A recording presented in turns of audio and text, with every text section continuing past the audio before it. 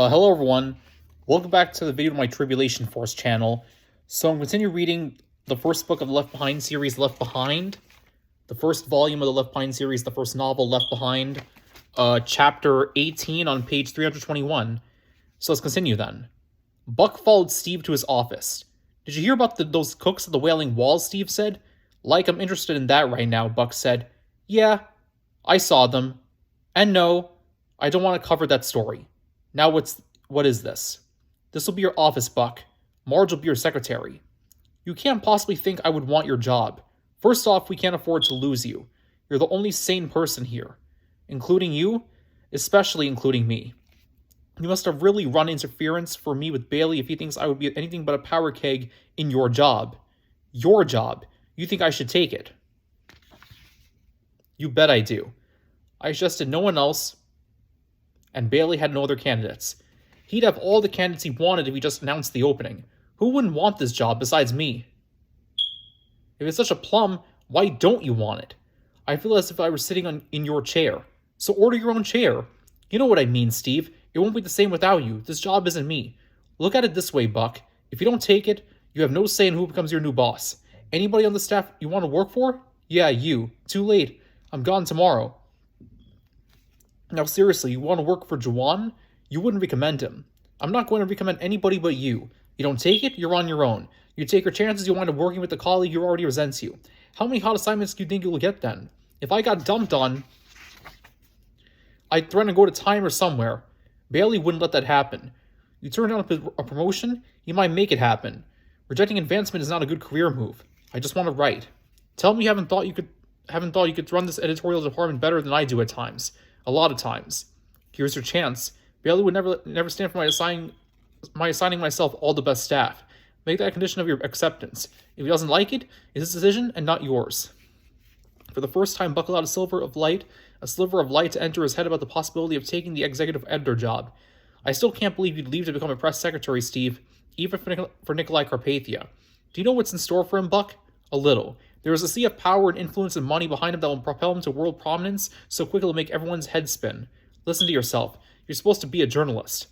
I hear myself, Buck. I wouldn't feel this way about anybody else. No U.S. president could turn my head like this. No UN Secretary General. You think he'll be bigger than that. The world is ready for Carpathia, Buck. You were there Monday. You saw it. You heard it. Have you ever met anyone like him? No. You never will again either. If you ask me, Romania is too small for him. Europe is too small for him. The UN is too small for him. What's he going to be, Steve? King of the world? Steve laughed. That won't be the title, but don't put it past him. The best part is he's not even aware of his own presence. He doesn't seek those roles. They are thrust upon him because of his intellect, his power, his passion.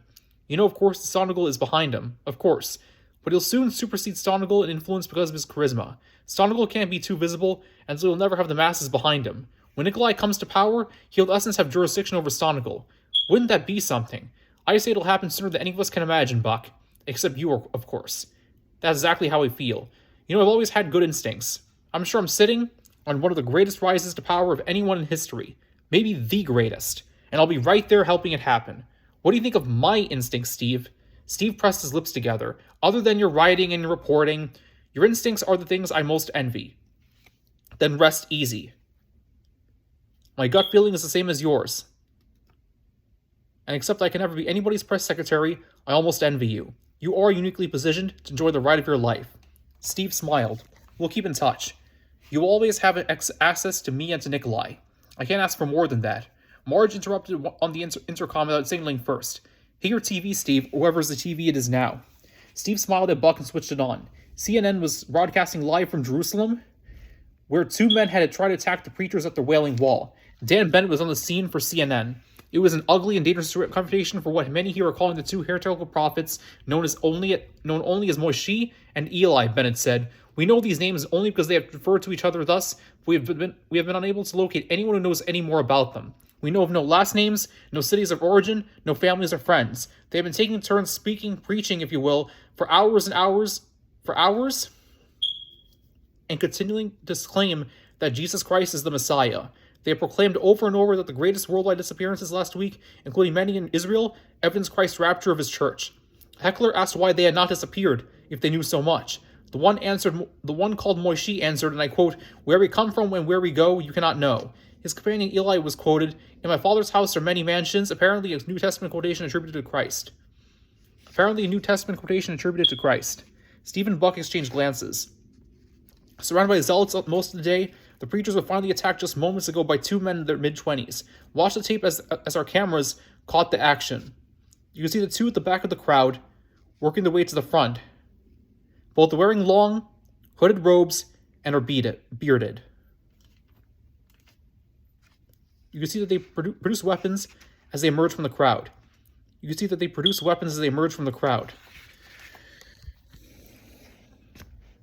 One has an Uzi automatic weapon and the other a bayonet-type knife that appears to have come from an Israelite issue military rifle. The one yielding the knife surges forward first, displaying his weapon to Moishi, who had been speaking. Eli behind him immediately falls to his knees, his face toward the sky. Moishi stops speaking and merely looks at the man. Moishi stops speaking and merely looks at the man who appears to trip. He sprawls while the man with the Uzi points the weapon at the preachers and appears to pull the trigger.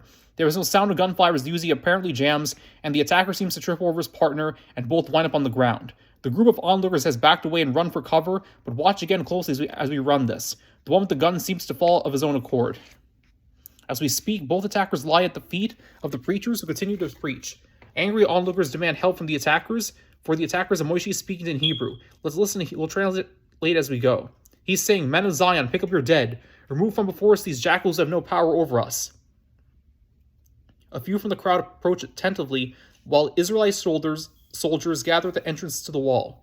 The zealots are waving them off. Eli is speaking. "You who aid the fallen are not in danger unless you come against the anointed ones of the Most High," apparently referring to himself and his partner. The fallen attackers are being rolled onto their backs, and those attending them are weeping and shouting and backing away. "Dead, both dead," they are saying, as now the crowd seems to want the soldiers to enter. They are clearing the way. The soldiers are, of course, heavily armed. Whether they'll try to arrest the strangers, we don't know. But from what we saw, the two preachers neither attack nor defend themselves against the men now on the ground. Moishi is speaking, "Carry off your dead, but do not come nigh to us, says the Lord God of hosts." This he has said with such volume and authority that the soldiers quickly have checked pulses and carried off the men. We will report any word received on the two who attempted to attack the preachers here at the Wailing Wall in Jerusalem. We will report any word we receive on the two who attempted to attack the preachers here at the Wailing Wall in Jerusalem. At this moment, the preachers have continued their shouting, proclaiming, "Jesus of Nazareth, born in Bethlehem, King of the Jews, the chosen one, ruler of all nations." In Israel, Dan meant for CNN. Marge and a few others of the staff had drifted into Steve's office during the telecast. "If that doesn't beat all," one said. "What a couple of cooks." "Which two?" Buck said. "You can't say the preachers, whoever they are, didn't warn them." "What's going on over there?" someone else asked. "All I know," Buck said, "is that things happen there and no one can explain." Steve raised his eyebrows. "If you believe in the virgin birth, that's been true for centuries." Buck rose. "I've got to get to JFK," he said. "What are you going to do about the job?" "I've got 24 hours, remember?" "Don't use them all. Answer too quick. You look eager, too slow. You look indecisive." Buck knew Steve was right. He was going to have to accept the promotion just to protect himself from other pretenders. He didn't want to be obsessed with it all day, but was glad for the diversion of seeing Hadi Durham. His only question now was whether he would recognize her. They had met under most traumatic circumstances. Rayford and Chloe arrived in New York just after noon on Wednesday and went directly to the PanCon Club to wait for Hadi Durham. "I'm guessing she won't show," Chloe said. "Why?" "Because I wouldn't if I were her." "You're not her, thank God." "Oh, don't put her down, Dad. What makes you any better?" Rayford felt awful. Chloe was right. Why should he think less of Hadi just because she seemed dim at times? That hadn't bothered him when he had seen her only as a physical diversion, and now, just because she had been nasty with him on the phone and never acknowledged his last invitation to meet today, he had categorized her as less desirable or less deserving. "I am no better," he conceded, "but why wouldn't you show up if you were her?" "Because I'd have an idea of what you'd have in mind. You're going to tell her that you no longer have feelings for her, that you now care about her eternal soul." "You make that sound cheap. Why should it impress her that you care about her soul when she thinks you used to be interested in her as a person?" "That's just it, Chloe. I wasn't ever interested in her as a person." "She doesn't know that. Because you were so circumspect and so careful, she thought you were better than most men who would just come right out and hit on her. I'm sure she feels bad about Mom, and she probably understands that you're not in any state of mind to start a new relationship. But it can't make her date to be sent away like it was just as much her fault." "It was, though. No, it wasn't, Dad. She was available. You shouldn't have been, but you were giving signals like you were. In this day and age, that made you fair game. He shook his head. Maybe that was why I was never good at that game. I'm glad for Mom's sake that you weren't. So you think that I shouldn't, what, let her down easy or tell her about God? You've already let her down, Daddy. She guessed what you were going to say and you confirmed it. That's why I say she won't come. She's still hurt, probably mad. Oh, she was mad, all right. The one makes you think she's going to be receptive to your heaven pitch. It's not a pitch. Anyway, doesn't it prove I care about her in a genuine way now? Chloe went and got a soft drink. When she returned and sat next to her father, she put a hand on his shoulder. I don't want to sound like a know-it-all, she said. I know you're more than twice my age, but let me give you an idea of how a woman thinks, especially of someone like Hottie. Okay? I'm all ears. Does she have any religious background? I don't think so. You never asked? She never said? Neither of us ever gave it much thought. You never complained to her about Mom's obsession like you sometimes did with me? Come to think of it, I did. Of course, I was trying to use that to prove that your mother and I were not communicating. But Hottie didn't say anything about her own thoughts about God? We ever tried to remember? You know, I think she did say something supportive or maybe sympathetic about your mom. That makes sense. Even if she wanted to come between you, she might have wanted to be sure that you were the one putting the wedge between yourself and Mom, not her. I'm not following. That's not my point anyway. What I'm getting at is that you can't expect someone who is not even a church person to give a rip about heaven and God and all that. I'm having trouble dealing with it, and I love you, and now it's become the most important thing in your life. You can't assume she has any interest, especially if it comes to her as sort of a consolation prize. For losing your attention. But my attention is purer now, more genuine. To you, maybe. To her, this is going to be much less attractive than the possibility of having someone who might love her and be there for her. That's what God will do for her. Which sounds real good to you, I'm just telling you, Dad. It's not going to be something she wants to hear right now. So what if she does show up? Should I not talk to her about it? I don't know. If she shows, that it might mean she's still hoping that there's a chance with you. Is there? No. Then you owe it to her to make that clear. But don't be so empathetic, and don't choose that time to try and sell her on. Stop talking about my faith as something I'm going to try to sell her pitch. Sorry, I'm just going to reflect on how it's going to sound to her. Rafer had no idea what to say or do about Hottie. Now, he feared his daughter was right, and that gave him a glimpse of where her mind was too. Bruce Barnes told him that most people are blind and deaf to the truth until they find it, and then it makes all the sense in the world. How could he argue? That's what happened to him. Hottie had rushed up to Buck when he arrived at the club around 11. His anticipation of any possibilities dissipated when the first thing out of her mouth was, "So we're going to get to meet Nikolai Carpathia?" When Buck had originally promised to try to introduce her to Nikolai, he hadn't thought it through. Now, after hearing Steve rhapsodize about the prominence of Carpathia, he felt trivial calling to ask if he could introduce a friend, a fan. He called Dr. Rosenzweig. Doc, I feel kind of stupid about this, and maybe you should just say no, that he's too busy. I know he's got a lot on his plate, and this girl is no one he needs to meet. It's a girl? Well, a young woman. She's a flight attendant. You want him to meet a flight attendant? Buck didn't know what to say. That reaction was exactly what he had feared. When he hesitated, he heard Rosenzweig cover the phone and call for Carpathia. Doc, no! Don't ask him! But he did. Rosenzweig came back on.